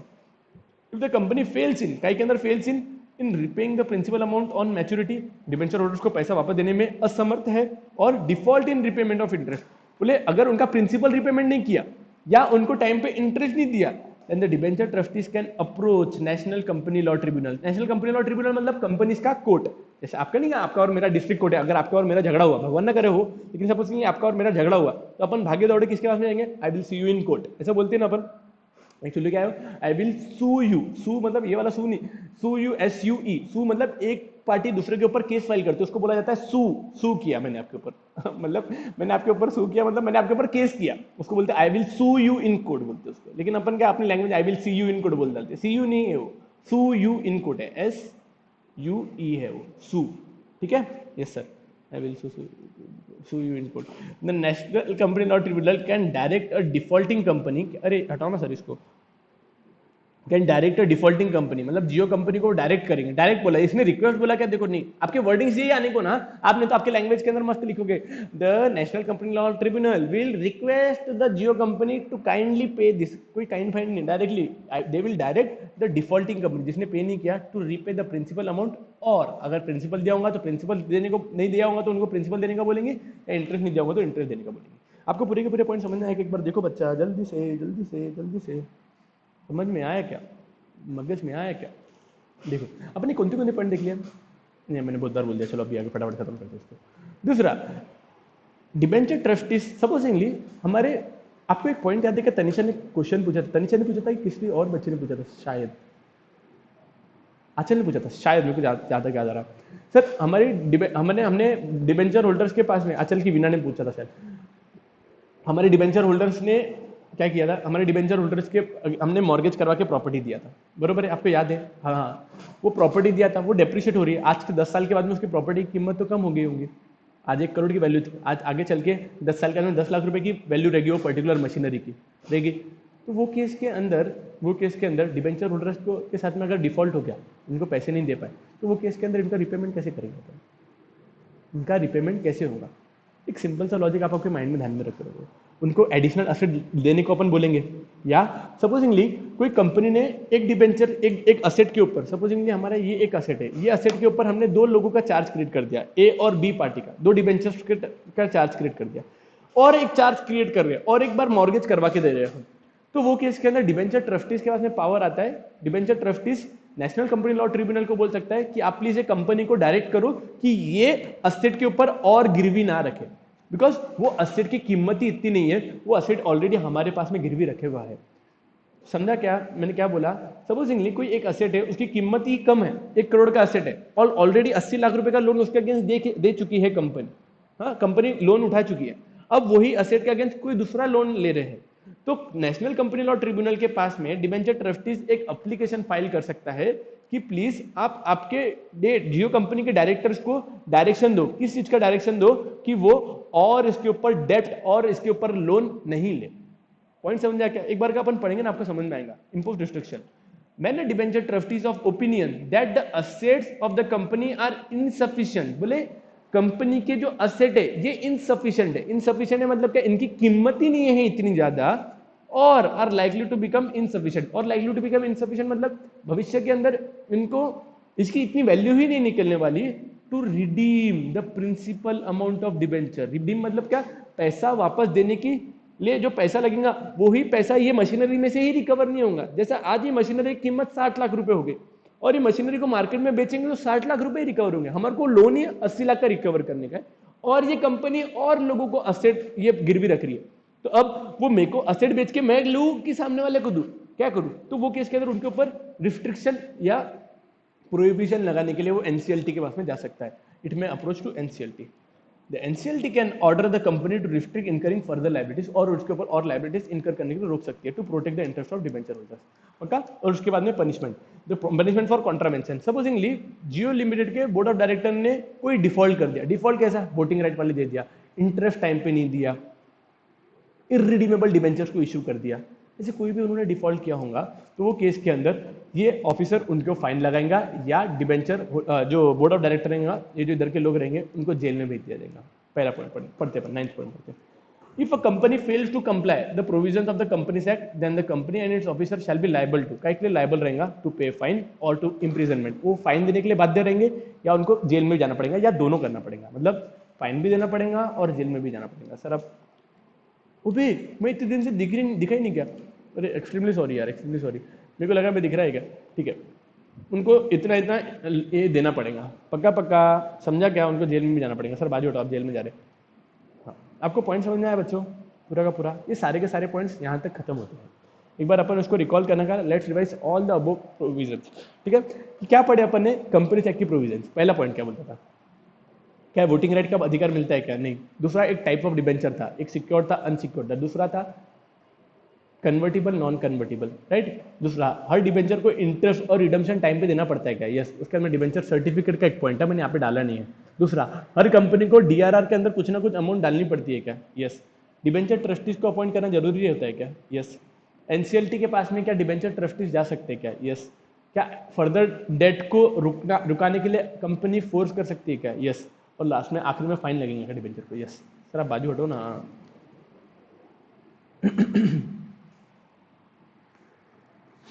आपको पूरे के पूरे इसका स्क्रीनशॉट ले लो, या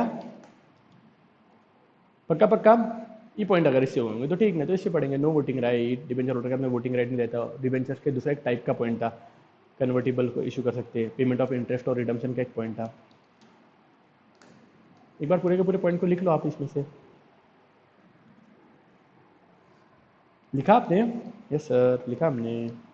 फिर ये वाले पूरे के पूरे पॉइंट को एक बार देख लो।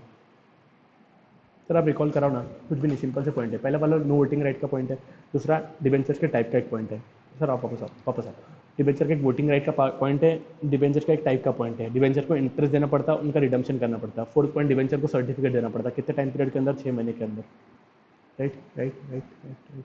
दूसरा, कंपनी को डिबेंचर रिडम्पशन रिजर्व डीआरआर बना के रखना पड़ता है और हर साल प्रॉफिट का एक हिस्सा उनको उधर देना पड़ता है, सो दैट भविष्य में जब कंपनी का डिबेंचर मैच्योर होगा उनको पैसा वापस अपन डिबेंचर रिडम्पशन रिजर्व में से देंगे अपन, पक्का।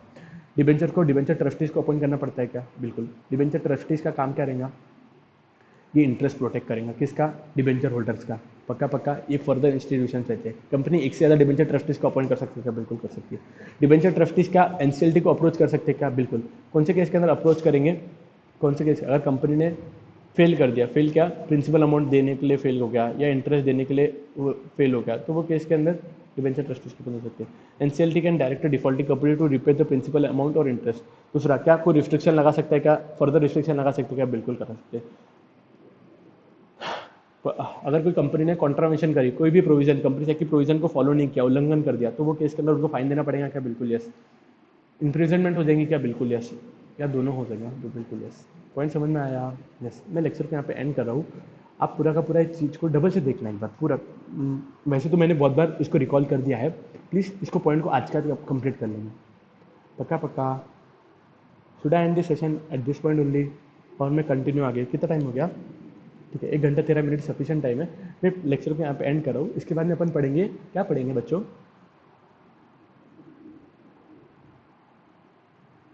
कंपनीज रूल्स क्या बोलते हैं, कंपनीज रूल 2014 2014 क्या रूल्स क्या बोलते हैं, वो पूरा पढ़ेंगे अपन उसको, पक्का पक्का। समझा कि नहीं समझा, अपन पढ़ेंगे उसके अंदर।